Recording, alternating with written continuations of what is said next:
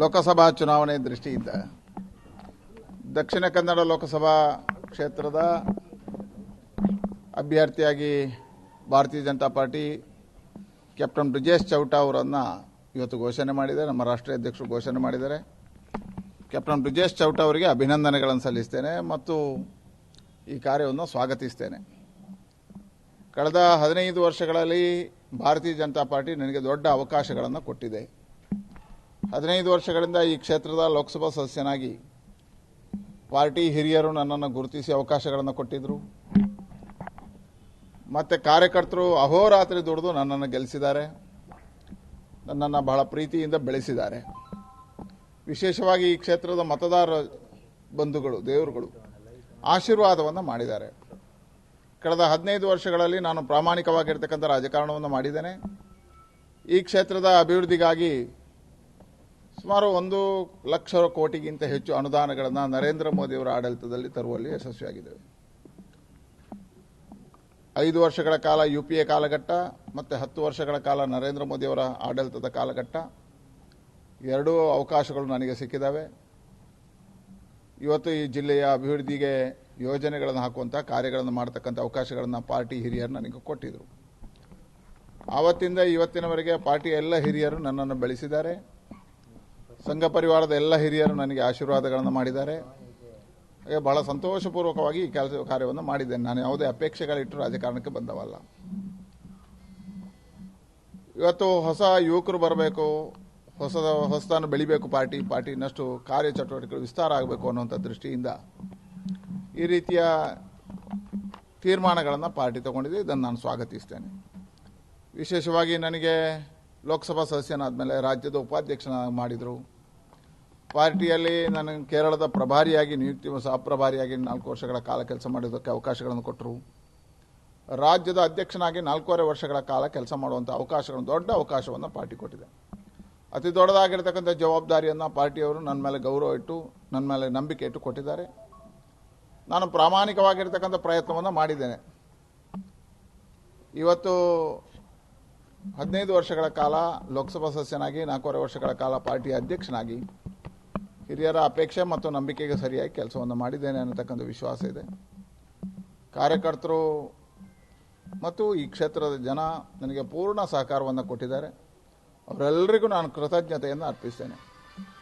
ಪಾರ್ಟಿಯ ಎಲ್ಲ ಹಿರಿಯರು, ಹಿಂದೆ ನಾನು ಲೋಕಸಭಾ ಸದಸ್ಯನಾದಾಗ ಪ್ರಾರಂಭದಲ್ಲಿ ವೆಂಕಯ್ಯ ನಾಯ್ಡು ಅವರು, ನಿತಿನ್ ಗಡ್ಕರಿ ಅವರು, ಮತ್ತು ರಾಷ್ಟ್ರೀಯ ಅಧ್ಯಕ್ಷರಾಗಿ ರಾಜನಾಥ್ ಸಿಂಗ್ ಅವರು, ಮತ್ತು ಅಮಿತ್ ಶಾ ಅವರು, ಈಗ ನಡ್ಡಾ ಅವರು, ಎಲ್ಲರೂ ನಮಗೆ ಪೂರ್ಣವಾಗಿರ್ತಕ್ಕಂಥ ಮಾರ್ಗದರ್ಶನಗಳನ್ನು ಮಾಡಿದ್ದಾರೆ.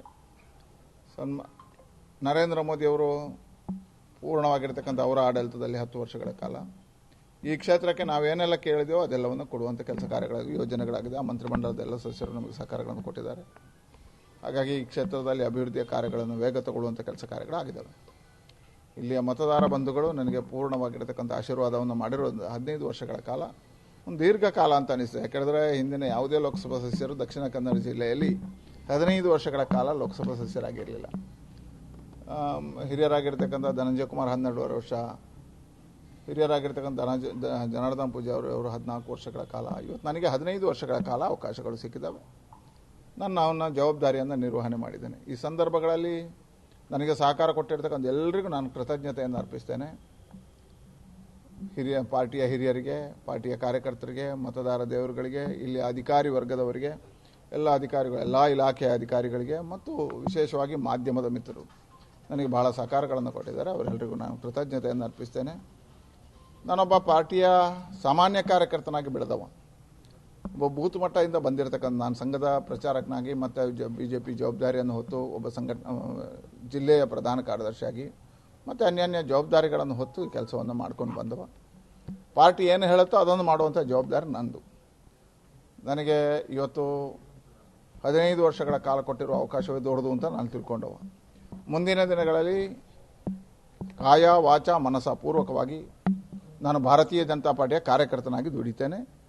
ಪಾರ್ಟಿ ಹೇಳುವಂಥ ಎಲ್ಲ ಕೆಲಸ ಕಾರ್ಯಗಳನ್ನು ಮಾಡ್ತೇನೆ. ನಮ್ಮ ಮುಂದಿನ ಗುರಿ, ನಾನೆಲ್ಲ ಕಾರ್ಯಕರ್ತರಲ್ಲಿ ವಿನಂತಿ ಮಾಡ್ತೇನೆ, ಮತದಾರ ದೇವರುಗಳಲ್ಲಿ ವಿನಂತಿ ಮಾಡ್ತೇನೆ, ಮತ್ತೆ ನರೇಂದ್ರ ಮೋದಿ ಅವರು ಪ್ರಧಾನಿ ಆಗಬೇಕು, ಜಗದ್ವಂದ್ಯ ಭಾರತ ನಿರ್ಮಾಣ ಆಗಬೇಕು. ಆ ಸಂಕಲ್ಪದಿಂದ ಒಬ್ಬ ಸಮರ್ಥ ಅಭ್ಯರ್ಥಿಯಾಗಿ ಇವತ್ತು ಬ್ರಿಜೇಶ್ ಚೌಟ ಅವರನ್ನು ಆಯ್ಕೆ ಮಾಡಿದ್ದಾರೆ.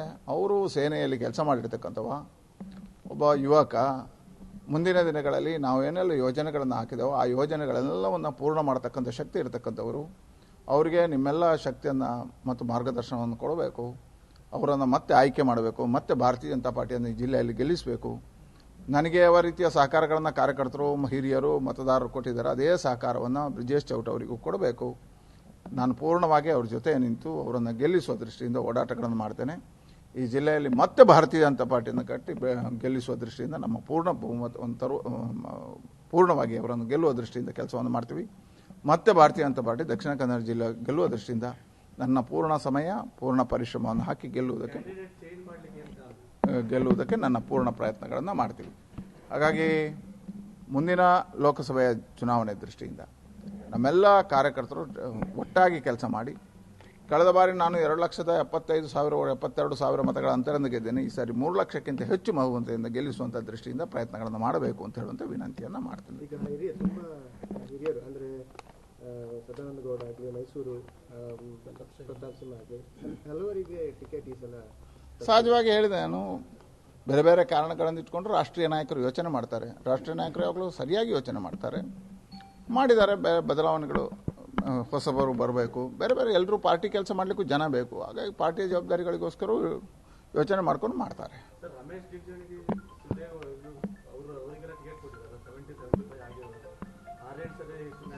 ನೋಡಿ, ಸಂಘಟನೆ ಕಾರ್ಯ ಮಾಡೋರು ಬೇರೆ, ಚುನಾಯಿತ ಪ್ರತಿನಿಧಿಗಳಾಗೋರು ಬೇರೆ.